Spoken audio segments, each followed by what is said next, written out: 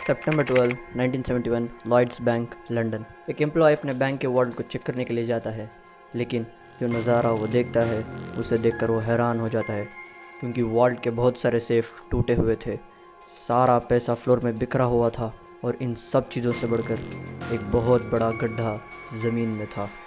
ये सारी चीज़ें एक तरफ इशारा कर रही थी, हाइस्ट।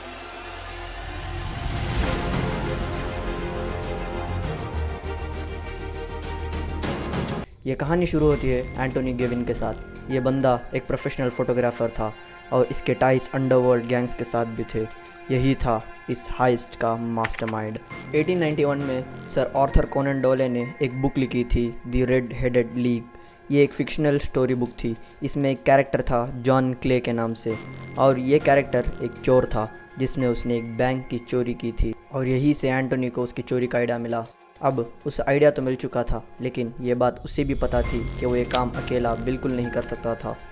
तो उसने अपनी एक टीम बनाना चालू की, मगर इस काम के लिए कोई ऐसे वैसे लोग नहीं, अपने अपने काम में माहिर लोग चाहिए थे, और वो भी ऐसे लोग जिनका पुलिस के साथ कोई क्रिमिनल रिकॉर्ड ना हो। इस प्लान को अंजाम देने के लिए 3 किस्म के लोग चाहिए थे। पहला, वो आदमी जो वर्ल्ड का मैप को परफेक्टली डिज़ाइन कर सके।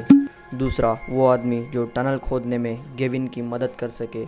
और तीसरा, वो आदमी जो बैंक के वाइब्रेशन अलार्म को डिसेबल कर सके। इसी तलाश में उसे अपना पहला आदमी मिलता है, रेजिनाल्ड टक्कर।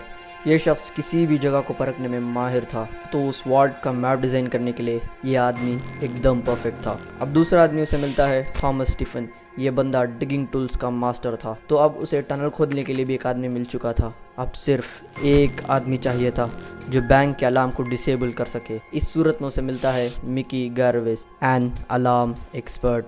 लेकिन अभी भी उसकी टीम कंप्लीट नहीं हुई थी, क्योंकि उसे एक ऐसा बंदा चाहिए था जो बैंक के बाहर उनके लिए पहरा दे सके, और इस काम के लिए मिलता है उसे बॉबी मिल्स। इस नाम को अच्छे से याद रखना, बॉबी मिल्स। और अब उसकी टीम कंप्लीट हो चुकी थी, बस अब प्लान को ढंग से एग्जीक्यूट करना था। तो इस प्लान का पहला स्टेप वार्ड का मैप बनाना था। दिसंबर 1970, हाइस्ट के ऑलमोस्ट 1 साल पहले, रेजिनाल्ड टक्कर, वही बंदा जो मैप डिज़ाइन करने वाला था, उसने लॉयड्स बैंक में अपना एक अकाउंट खोला एक फेक नाम के साथ, और कुछ ही महीने के बाद उसने एक सेफ भी रेंट कर ली, ताकि वो सेफ के बहाने बार बार वॉल्ट में जा सके। इसी तरह उसने बस एक छाते की मदद से कुछ ही दिनों में पूरे वॉल्ट का नक्शा बना लिया था, और वो भी हर एक डिटेल के साथ। इसी काम के दौरान थॉमस स्टीफन टनल खोदने के लिए सारे टूल्स को इकट्ठा कर लेता है। अब उनका दूसरा स्टेप था स्टार्टिंग पॉइंट। इनको डिसाइड करना था कि ये टनल कहाँ बनेगी। तो इसी वक्त इन्हें एक स्टोर मिलता है जो बैंक से करीब भी था। करीब से मेरा मतलब बहुत करीब। लिटरली ये स्टोर बैंक से सिर्फ 2 डोर दूर था। और तो और स्टोर की ख़ास बात ये थी कि इसमें एक बेसमेंट भी था जो कि वॉल्ट के लेवल के ठीक बराबर था। इसीलिए इन लोगों ने मई 1971 में उस स्टोर को 10,000 पाउंड्स देकर रेंट कर लिया था, एक टीम मेंबर के नाम पर जो था 64 साल का बेंजामिन वॉल्फे। वॉल्ट का मैप भी हाथ में था, स्टार्टिंग पॉइंट में मिल चुका था। अब बस बैंक के अलार्म को डिसेबल करना था। लेकिन इस बार किस्मत उन पर मेहरबान हो जाती है। 1971 के समर में उस बैंक के पास रोड वर्क चल रहा था, जिसकी वजह से कई बार वाइब्रेशन अलार्म अपने आप बजने लग जाते हैं।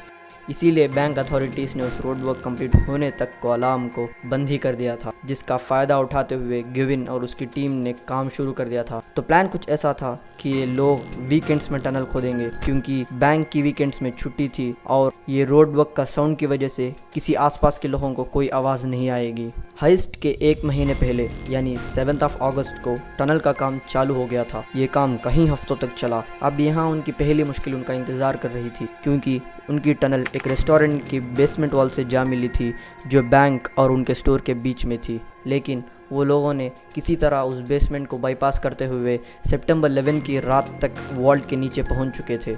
अब इनकी और अमीरी के बीच बस एक दीवार है, और यही दीवार उनकी एक बड़ी मुश्किल बन जाती है, क्योंकि वो फ्लोर को तोड़कर ही वॉल्ट के अंदर जा सकते थे। मगर इसमें मुश्किल ये थी कि वो फ्लोर इनके अंदाजे से भी ज़्यादा मजबूत था। इनका इनिशियल प्लान था कि एक 100 टन जैक की मदद से फ्लोर को तोड़ देंगे, मगर ये प्लान फेल हो जाता है, क्योंकि वो जैक ज़मीन में धंसता ही जाता है। क्योंकि जहाँ वो खड़े थे वहाँ ठीक नीचे एक कुआं था जो बंद कर दिया गया था। तो अब ये बढ़ते हैं प्लान बी की तरफ। प्लान बी ये था कि ये लोग थर्मल लैंप्स को यूज़ करेंगे, लेकिन ये भी फेल हो जाता है, क्योंकि थर्मल लैंस जब यूज़ करते हैं तो एक बहुत ज़्यादा मात्रा में टॉक्सिक गैस प्रोड्यूस होती है और सिर्फ ये ओपन एनवायरनमेंट में यूज़ कर सकते हैं।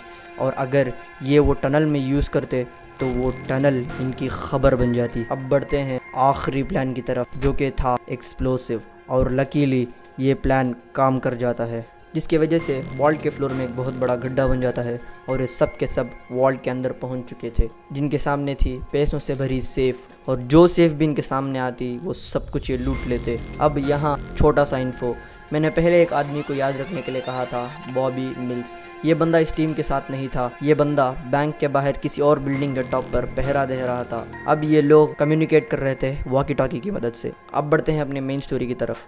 जहाँ ये चोरी चल रही थी वहाँ से 1 मील दूर रॉबर्ट रोलैंड, एक रेडियो एंथुसियास्ट, इसका रेडियो सिग्नल और गेविन के वॉकी टॉकी का सिग्नल मर्ज हो जाता है, यानी जो भी गेविन बात करता था वो सब रॉबर्ट भी सुन सकता था। और जब रॉबर्ट ने ये बातें सुनी तो उसे पहले ये लगा कि ये किसी ड्रामा की स्क्रिप्ट होगी, लेकिन जब वो आगे सुनते जाता है तो उसे पता लगता है कि कहीं तो चोरी हो रही है।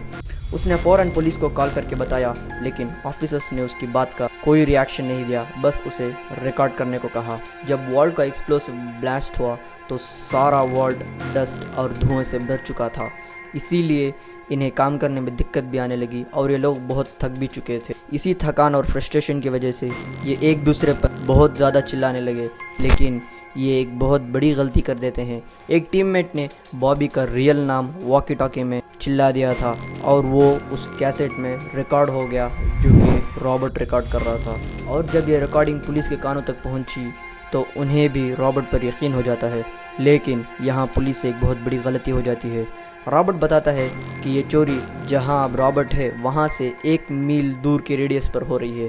पुलिस ने उस 1 मील के रेडियस को 8 मील के रेडियस बना दिया था। और क्या आपको पता है कि 8 मील के रेडियस में वहाँ कितने बैंक्स आते हैं? 700 बैंक से भी ज़्यादा। और पुलिस लॉयड्स बैंक के वॉल्ट के दरवाजे तक भी आई थी, और बॉबी जो पहरा दे रहा था उसने पहले ही गेविन को बता दिया था, तो ये लोग चुपचाप वॉल्ट के अंदर ही रहे। मीनवाइल पुलिस को कोई निशान वॉल्ट के दरवाजे पर ना मिलने की वजह से वो वापस चले जाते हैं किसी और बैंक की तलाशी लेने। अब इनको वॉल्ट के अंदर गए पूरे 30 घंटे हो चुके थे। जितना सामान इनके बैग में आ सकता था इन्होंने सब कुछ लूट लिया। 500 सेफ में से 268 सेफ को इन लोगों ने साफ कर लिया था, लेकिन वो सेफों में सिर्फ पैसा ही नहीं, कुछ पर्सनल आइटम्स भी थे, जैसे कि रॉयल फैमिली की सीक्रेट फोटोग्राफ। ये हम बाद में देखेंगे, पहले हम अपनी कहानी को कंप्लीट कर लेते हैं। तो अगले दिन का सूरज निकल चुका था। जब एक एम्प्लॉय वार्ड को चेक करने के लिए जाता है तो वहाँ कुछ भी नहीं होता। ये लोग वहाँ से निकल चुके थे। जब पुलिस आई वार्ड की तलाशी लेने तो उन्हें ज़मीन में कुछ फ़ोटोज़ मिलते हैं। और तो और जब अंदाज़ा लगाया गया अमाउंट का जो चोरी हुआ तो शॉकिंगली 3 मिलियन पाउंड्स की चोरी थी। ये अमाउंट इतना बड़ा था कि अगर इन्फ्लेशन को अकाउंट में रखते हुए इंडियन करेंसी में कन्वर्ट करें तो आज के डेट में ये 570 करोड़ से भी ज़्यादा की चोरी थी। और अथॉरिटीज़ ने जब इस केस के पीछे 100 डिटेक्टिव्स लगाए तो उन्हें पहला नाम मिलता है बेंजामिन वोल्फे का। मगर बेंजामिन सब कुछ इनकार कर देता है और कहता है मेरी इस चोरी से कोई ताल्लुक़ नहीं और ना ही मैं उन लोगों को जानता हूँ, मैंने तो सिर्फ दुकान को रेंट किया और उनके हवाले कर दिया। और इस रीज़न के सुनने के बाद पुलिस ने भी बेंजामिन को छोड़ दिया था। मगर 1 महीने बाद गेविन, टक्कर, स्टीफन और वोल्फे को भी अरेस्ट कर लिया था। फिर 1973 में गेविन, टक्कर, स्टीफन को 12 साल और वोल्फे को 8 साल की जेल हो जाती है। 3 मिलियन पाउंड्स में सिर्फ 2,31,000 पाउंड्स ही रिकवर हो सके, बाकी 2.7 मिलियन पाउंड्स आज तक नहीं मिले और बाकी के टीममेट्स को भी नहीं पकड़ा गया। और जो फोटो ज़मीन में मिले थे वो क्या है, आज तक कोई ऑफिशियल और ऑथेंटिक रिप्लाई नहीं आया है। मगर कुछ कॉन्स्पिरेसी थियरीज कहती हैं कि वो फोटो प्रिंस मार्गरेट जो क्वीन की बहन थी उसकी कंट्रोवर्शियल इमेजेस थी। और ये कॉन्स्पिरेसी थियरी तब यकीन में बदल जाती है जब लॉयड्स बैंक के उस वॉल्ट को नेशनल आर्काइव डिक्लेयर कर दिया गया, यानी कि ये वॉल्ट अब 100 सालों बाद ओपन किया जाएगा, मतलब 2071 में। अब ऑलमोस्ट 53 ईयर्स हो चुके हैं और ये वॉल्ट खुलने में सिर्फ 47 ईयर्स बाकी हैं। और ये थियरी सिर्फ एक कहानी है या हकीकत, ये तो वक्त ही बताएगी। लेकिन आपको क्या लगता है, क्या इसीलिए प्रेस को सेंसरशिप दे दी गई ताकि ये न्यूज़ बाहर ना जा सके?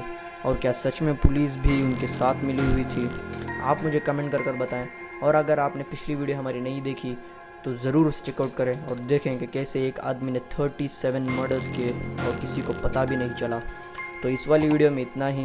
अगली वाली वीडियो में जल्दी मिलेंगे, तब तक के लिए टेक केयर, गुड बाय।